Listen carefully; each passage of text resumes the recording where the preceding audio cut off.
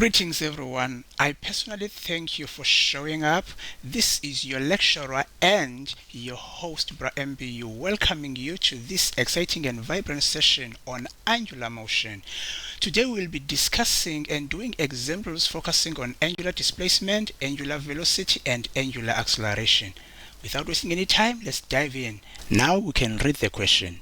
It says, a flywheel of an old vehicle during idling rotates at 360 revs per minute. We are required to calculate the angular velocity at any point on the wheel and the linear velocity of a point 20 centimeters from the center.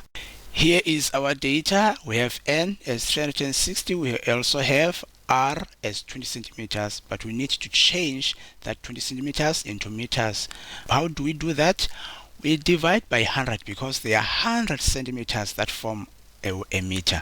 So we divide by 100 to get that 0.2 meters. I hope that's understandable.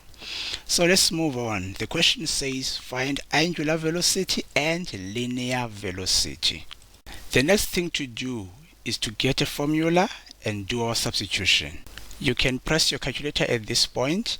I have decided to show you two ways of pressing the same thing so that you may be, some people they are struggling with the calculator because maybe it's been a long time since they have pressed it. So I would want you to look at it and then see possible ways of doing the same thing. So that's what I did there. Both of them are producing the same answer. I just want you to be aware of that.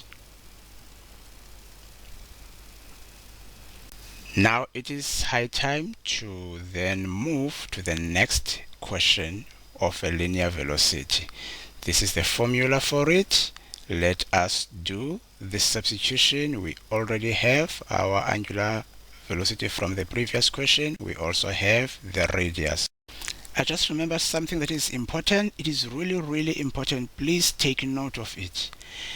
The instructions usually in our question papers will tell us to have 3 decimal places on our final answer. So in this case we have 2. As you can see, I have 7.54 instead of 7.539.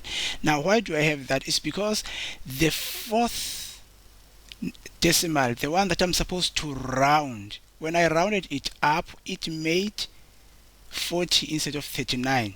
So that is why it made that 9 to be 0. So that is why I have only 2 here. But if you want, you can just put a 0 after that 4. So that's what we should do. Otherwise, throughout your answers, please have 3 decimals, especially if you have a comma. Of course, if it's just a straightforward number, there's no comma, there's no need for you to have a decimal. But if there are commas, make sure you put them. Now in the case of this 37,699, the number after that, it was 1. So that is why I didn't need to have anything after that 9. That's the only thing I wanted you to notice. Thank you and enjoy.